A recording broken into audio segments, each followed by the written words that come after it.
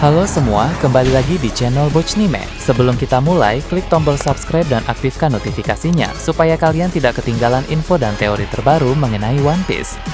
Sekarang lanjut ke pembahasan. Kali ini Mimin Bochnime melanjutkan scene selanjutnya. Scenes memperlihatkan kondisi tempat pelatihan haki Luffy oleh Chopper Gaban di wilayah dunia bawah Elbaf. Sebagaimana kita bahas pada video sebelumnya, sebelum naik ke dunia matahari untuk melawan para musuh di sana, Gaban terlebih dahulu melatih dan membimbing Luffy agar semakin menguasai kekuatan haki yang dia miliki. Memang untuk sekarang haki Luffy sudah terbilang hebat, namun bagi Gaban itu masih belum cukup dan bisa ditingkatkan lagi baik dari segi kontrol maupun segi kekuatan. Nah, saat ini Gaban mulai berdiri untuk memberikan latihan praktek langsung kepada Luffy walaupun Chopper sempat menegurnya sebab kondisi fisik Gaban sekarang masih belum pulih sepenuhnya. Nah, dalam waktu lama ini Gaban mendapatkan perawatan intens dari Chopper. Jadi wajar saja sang dokter bajak laut Beach itu menegur Gaban karena dia ingin Gaban beristirahat terlebih dahulu. Namun Gaban meyakinkan Chopper dan berkata bahwa dia akan baik-baik saja. Lagi pula Gaban hanya akan bergerak sedikit untuk melatih Luffy. Sang tangan kiri Raja Bajak Laut Roger itu pun meminta Luffy untuk mengeluarkan Haoshoku Haki sebesar mungkin. Luffy mulai memancarkan Haoshoku Haki, tapi Gaban bilang itu masih belum cukup sehingga Luffy mengeluarkannya dengan lebih masif lagi. Haoshoku Haki dari Luffy itu mulai mempengaruhi lingkungan sekitar sehingga Chopper, Hajrudin, dan Gear terkejut merasakan dampaknya. Sedangkan untuk Loki, dia hanya tersenyum dan bilang haki Luffy memang sangat menarik. Setelah Luffy mengeluarkan Haoshoku Haki tersebut, Gaban pada saat bersamaan meminta Luffy juga harus mengaktifkan Kenbunshoku Haki dengan sangat maksimal. Jadi, tujuan utama pelatihan ini adalah bagaimana membuat Luffy bisa memakai Haoshoku Haki dan Kenbunshoku Haki secara maksimal pada saat yang bersamaan. Sebab ketika Luffy memakai Haoshoku Haki terlalu besar, Kenbunshoku Hakinya cenderung akan menurun.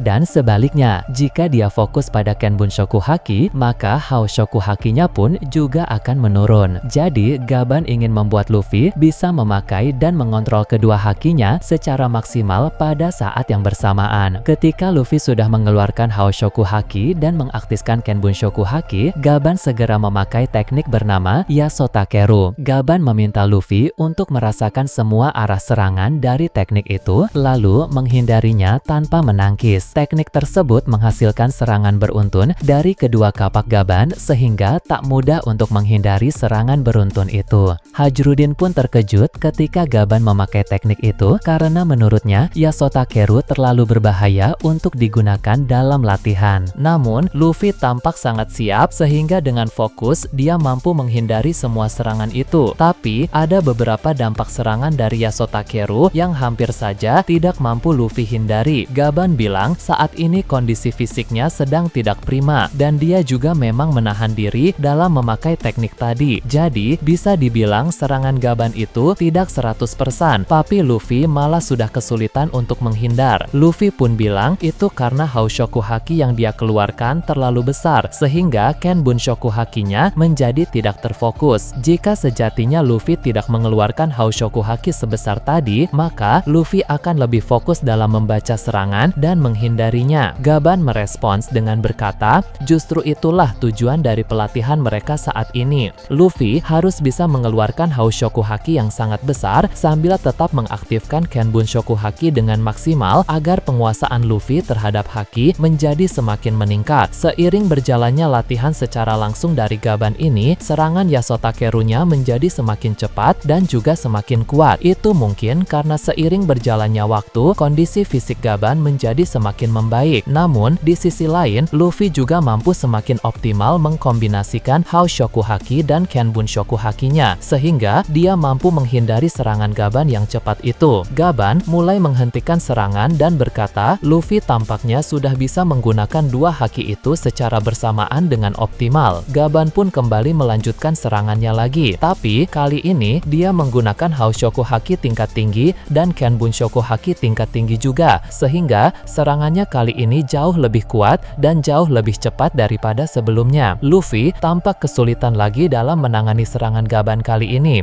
Namun, tiba-tiba secara tidak sadar Luffy berubah ke mode Gear 5th alias wujud Dewa Nika. Semua orang yang ada di sana pun terkejut karena Luffy tiba-tiba berubah menjadi berwarna putih. Bahkan, Luffy sendiri pun terkejut karena dia tidak sadar dengan perubahannya itu. Gaban tersenyum dan bilang, rupanya sosok Nika dalam diri Luffy menyadari latihan ini sehingga secara tidak sadar dia juga ingin menampakkan wujudnya. Namun, beberapa detik kemudian Luffy berubah kembali ke wujud normal. Jadi, memang wujud Gear 5 tadi muncul bukan dari kehendak Luffy, melainkan kehendak dari Nika itu sendiri. Ini tentu sangat menarik karena ternyata kekuatan Nika Luffy memiliki kesadarannya sendiri. Berpindah ke tempat lain, cerita menampilkan pertempuran di Marijoas. Sebagaimana kita bahas pada video sebelumnya, Gorosei telah ikut melibatkan diri dalam pertempuran tersebut. Walaupun untuk sekarang, dia hanya sekedar berjaga di pintu utama Kastil Pangea. Dengan adanya Warkuri di sana, maka pihak pemerintah dunia yakin tidak ada satupun musuh yang bisa menerobos masuk ke dalam kastil. Sebelumnya, sudah ada satu orang ras Lunaria dan satu orang ras Buccaneer yang dikalahkan dengan mudah oleh Warkuri karena mereka mencoba menerobos masuk ke pintu kastil itu. Nah, kali ini ada dua orang lagi dari sekutu pasukan revolusi yang mulai mendekati Warkuri juga. Yang satu berasal dari komunitas ras Lunaria dan satu lagi berasal dari Buccaneer. Ras Lunaria dan Buccaneer kali ini lebih kuat dari yang sebelumnya dan mereka juga tampak bertarung memakai strategi. Sebelumnya, mereka berdua sempat bertarung melawan beberapa agen Cypherpol, tapi keduanya sudah berhasil mengalahkan musuh masing-masing. Mereka pun mendekati pintu utama Kastil Pangea dengan sangat hati-hati, sebab keduanya paham Gorosei yang berjaga di sana sangat kuat. Orang dari ras Buccaneer itu pun mengambil bongkahan puing besar lalu melemparnya dengan kecepatan tinggi ke arah Warkuri. Dia bisa melakukannya dengan baik karena sebagai seorang Buccaneer, kekuatan fisiknya memang luar biasa. Namun, diserang dengan bongkahan seperti itu tentu bukan masalah bagi Warkuri. Sang Gorosei tersebut mampu untuk menghancurkannya dengan mudah hanya dengan memakai pukulan berlapis haki biasa saja. Ketika bongkahan itu sudah hancur, giliran anggota Lunaria yang menyerang Warkuri. Dia memakai salah satu teknik serangan api. Untuk menangkis serangan tersebut, Warkuri menggunakan Busoshoku Haki tingkat tinggi sehingga tercipta semacam tameng tak terlihat ketika dia mengeluarkan tangannya. Tak sampai di sana, anggota Lunaria dan Buccaneer itu melanjutkan serangan mereka dengan menerjang ke arah Warkuri secara bersamaan. Lalu, mereka melancarkan serangan jarak dekat. Rupanya, ras Lunaria dan ras Buccaneer ini cukup kompak dalam bekerja sama. Sepertinya, mereka memang sering berlatih bersama di bawah pengawasan Dragon. Di area lain, ada pemimpin komunitas ras Lunaria yang sekilas menyaksikan pertarungan itu. Dia sangat ingin pergi ke sana dan melibatkan diri, tapi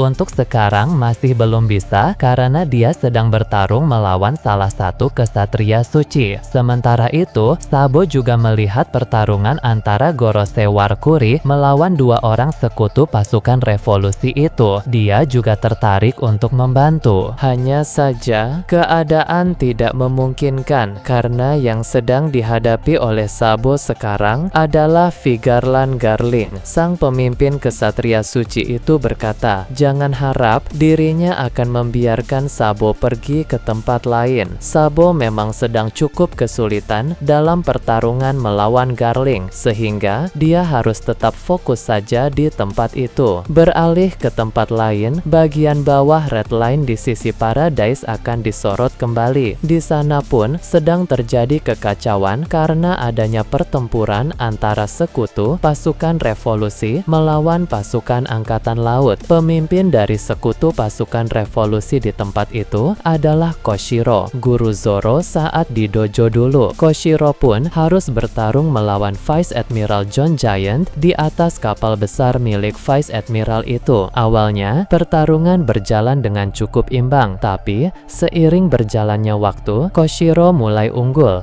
Walaupun ukuran John Giant sangat besar, tapi Koshiro jauh lebih gesit. Dia pun akan memakai berbagai teknik tebas untuk membuat John Giant menjadi semakin kesulitan dalam pertarungan itu. Sepertinya hanya tinggal masalah waktu saja bagi Koshiro untuk berhasil memenangkan duel melawan Vice Admiral tersebut. Sementara itu, di Pulau Manusia Ikan, orang-orang di sana sedang heboh membicarakan soal pertempuran di Marijoas. Ketika Shirahoshi bertanya lebih detail, Raja Neptune menjelaskan bahwa sosok yang memimpin serangan ke Marijoas itu adalah ayah dari Luffy. Shirahoshi pun terkejut karena ayah Luffy melakukan hal yang sangat luar biasa. Beberapa manusia ikan di sana ingin membantu pasukan revolusi karena mereka kesal mengingat perbuatan Tenryubito Charlotte terhadap Shirahoshi saat di referee yang mencoba menangkap Shirahoshi, tapi untungnya digagalkan oleh Myosgard. Para manusia ikan itu juga sudah mendapat informasi bahwa Myosgard, sang Tenryubito baik yang menolong Shirahoshi, malah mendapat hukuman mati. Jadi, mereka pun merasa semakin kesal. Namun, Neptune meminta semuanya untuk tetap tenang, karena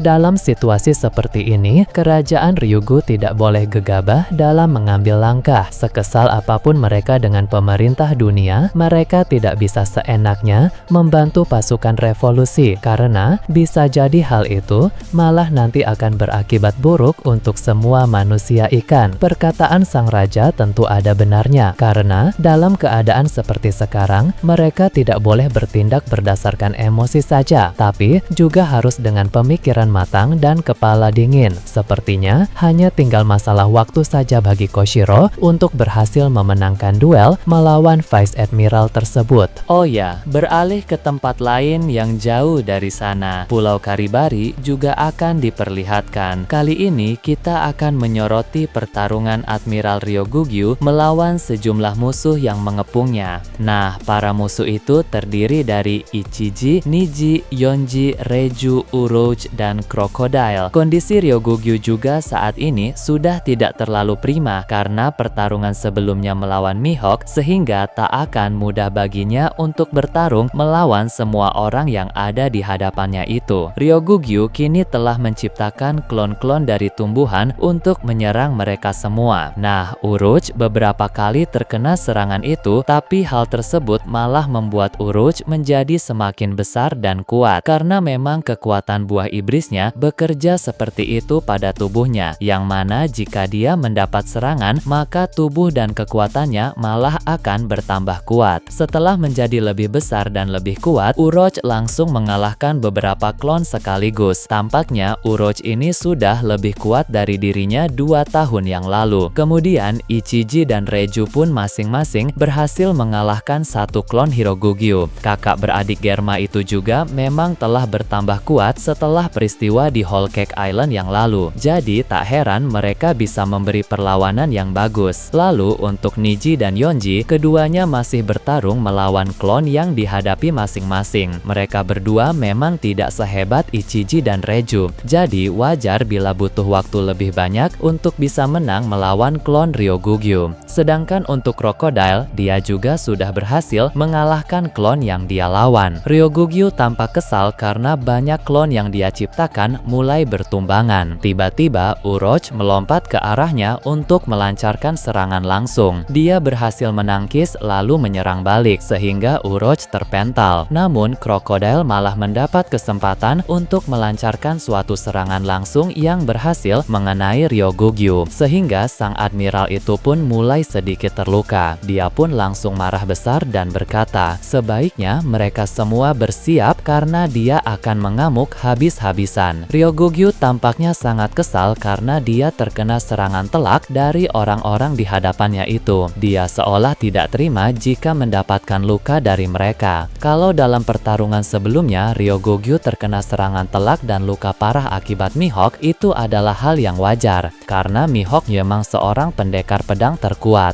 Namun di hadapan Ryogogyu saat ini adalah Ichiji, Niji, Yonji, Reiju, Uroge, dan Crocodile, yang mana menurut Ryogogyu terkena serangan telak bahkan terluka oleh mereka adalah hal yang sangat memalukan. Maka wajar jika di sini dia tampak kesal. Nah, bagaimana menurut kalian terkait ini? Nah, itu tadi berbagai hal menarik pada pembahasan channel Bochnime kali ini. Menurut kalian bagaimana? Silahkan tulis di kolom komentar di bawah. Oke, segitu saja untuk pembahasan kali ini. Jangan lupa like, share, dan subscribe untuk video menarik selanjutnya. Peaceful World!